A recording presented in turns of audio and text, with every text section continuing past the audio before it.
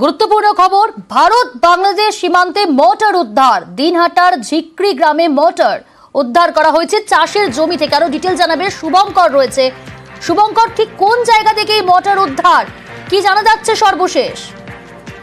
প্রিয়াঙ্কা, দেখো, ভারত বাংলাদেশ সীমান্ত সংলগ্ন দিনহাটা 2 ব্লকের সাহেবগঞ্জ থানার অন্তর্গত ঝিকরি গ্রাম, এই গ্রামটি একদম বাংলাদেশ সীমান্ত লাগোয়া। এই গ্রামেই একটি মোটর উদ্ধার হয় গতকাল বিকেলে। স্থানীয় এক কৃষক চাষের জমিতে যখন ধানের বীজতলা তৈরি করার জন্য মাটি খুঁড়ছিলেন, সেই সময় মোটরটি উদ্ধার হয়। এরপর খবর পেয়ে সাহেবগঞ্জ থানার পুলিশ ঘটনাস্থলে ছুটে যায়। পাশে থাকা সীমান্তের দায়িত্বে থাকা বিএসএফ এর নিরাপত্তা রক্ষীরা, এবং যেটা গতকালই সন্ধ্যায় সেখানে বোম স্কোয়াডের টিম গিয়েছিল, কিন্তু যেহেতু মোটরটি উচ্চ ক্ষমতা সম্পন্ন, সে কারণেই বিন্নাগুড়িতে যে আর্মির বোম স্কোয়াডের দল রয়েছে তারা সেখানে যাচ্ছে আজ। কিন্তু কোথা থেকে এলো শুভঙ্কর, কি জানা যাচ্ছে বিষয়, কোথা থেকে এলো এই মোটর?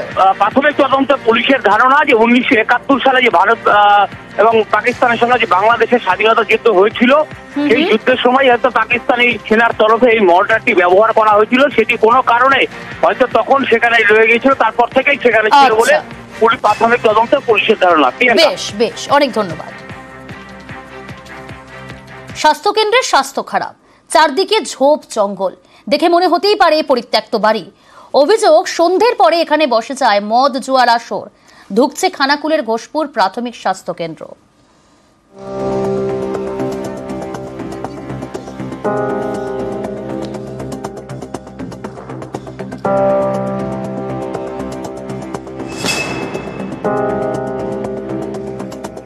হুগলির খানাকুলের ঘোষপুর আশপাশের 4টি পঞ্চায়েতের কয়েক হাজার গ্রামবাসীর বড় ভরসা ছিল এই প্রাথমিক স্বাস্থ্য কেন্দ্র। তার স্বাস্থ্যটাই এখন ভেঙে পড়েছে। স্টাফ কোয়ার্টার্স এখন পরিত্যক্ত, চারিদিকে ঝোপ জঙ্গল। তারই মধ্যে কেউ যাচ্ছেন গরু চড়াতে।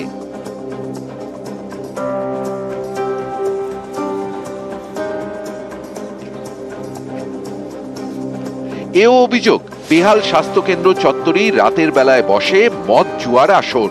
এ নিয়ে ক্ষুব্ধ স্থানীয় বাসিন্দারা।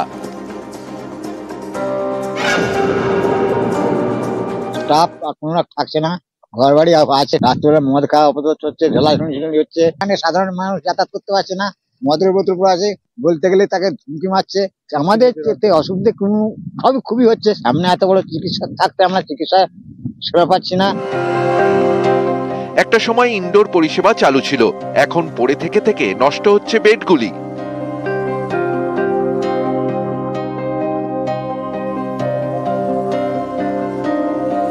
স্থানীয়দের দাবি, কোনো রকমে গড়িয়ে চলছে ইনডোর। বেশিরভাগ সময় সেই পরিষেবাও মেলে না বলে দাবি। কেউ গুরুতর অসুস্থ হলে ছুটতে হয় 25 কিলোমিটার দূরে আরামবাগে। এই অবস্থায় ঘোষপুর প্রাথমিক স্বাস্থ্য কেন্দ্রের হাল ফেরানোর দাবি স্থানীয়দের। দেখাতে আসছিলাম, সর্দি বা ব্যথার ওষুধ আনতেছিলাম। ডাক্তার আছে না, তো কোম্পানিটা রাখলাম, নিয়ে আসো। আর কি আছে? আর কেউ নেই। তাহলে ডাক্তার দেখানো হলো না? না, পেছনে এফে দিয়েছে। এখানে মানে কোনো ডাক্তার নাই, হয় 15 দিন ছাড়া আসেনে, 2 মাস ছাড়া আসেনে, টাইমে ঠিক খুলে নে, পরিষেবা কিছুই পাওয়া যাবে না। ওষুধও নাই, ওই 2-4টে দিল ব্যাস, বলছে ওষুধ আসেনে, ওষুধ নেই। বাচ্চা প্রসব এখানে তো হয় না, শুধু ওই ভ্যাকসিন গুলো দেয় ছেলেদের, আর ওই পোয়াতির দিকে ওই ওষুধ গুলো দেয় এখানে, তাছাড়া আর কিছু এখানে হয় না।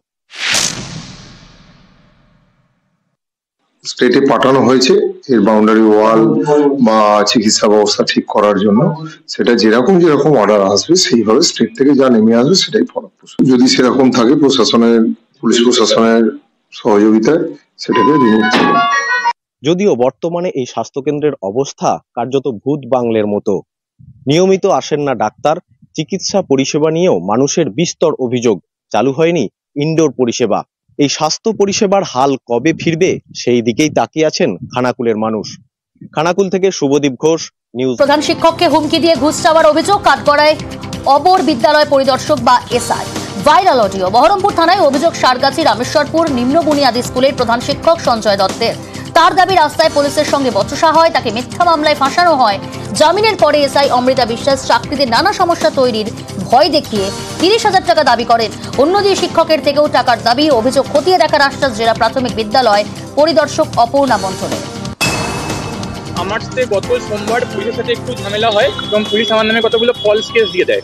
তো আমার সার্কারি সার্কেলের যিনি সাব ইন্সপেক্টর অফ স্কুল আছেন অমৃতা বিশ্বাস ম্যাডাম, তিনি যখন জানতে পারেন তখন তিনি আমাকে ফোন করে 30,000 টাকা দাবি করেন। তার জন্য ম্যাডাম ব্ল্যাকমেল করতে থাকেন, যদি আমরা টাকা না দিই আমাদের সার্ভিস ব্রেক করে দেবেন বা সার্ভিসে কোনো ক্ষতি করে দেবেন।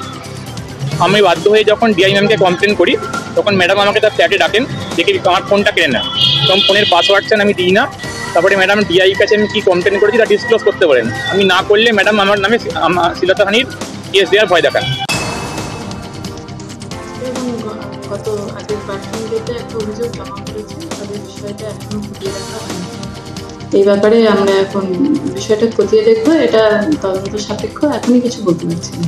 এই রিসেন্টলি আমি যে অভিযোগটা পেয়েছি সেটা দেখছি, সেটা খতিয়ে দিচ্ছি। অ্যাজ এ ডিআই রয়েছি, আমাদের কাউন্সিল, আমাদের চেয়ারম্যান স্যার রয়েছেন, কাউন্সিল রয়েছে, আমরা আধিকারিকরা, শিক্ষা আধিকারিক রয়েছে, এখানে ভয়ের কিছু নেই।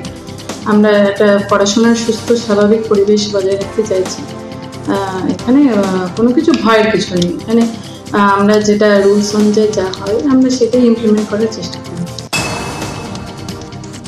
বাজারে প্রৌঢ় দম্পতি ঘুরে কিনারা করলো পুলিশ, অভিযোগ জানানোর 3 ঘন্টার মধ্যে কিনারা করলো পুলিশ। সম্পত্তি লোভে মোবাইলের চার্জার গলায় পেঁচিয়ে শ্বাসরোধ করে খুন করা হয় দম্পতি অভিজিৎ যশ ও ছবি রানী যশকে।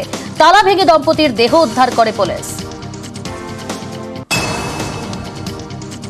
ভারত বাংলাদেশ সীমান্ত সংলগ্ন দিনহাটার ঝিকরি গ্রামে উদ্ধার মোটর। জমিতে ধানের বীজতলা তৈরির জন্য মাটি খোঁড়ার সময় মোটরটি নজরে আসে স্থানীয় কৃষকের।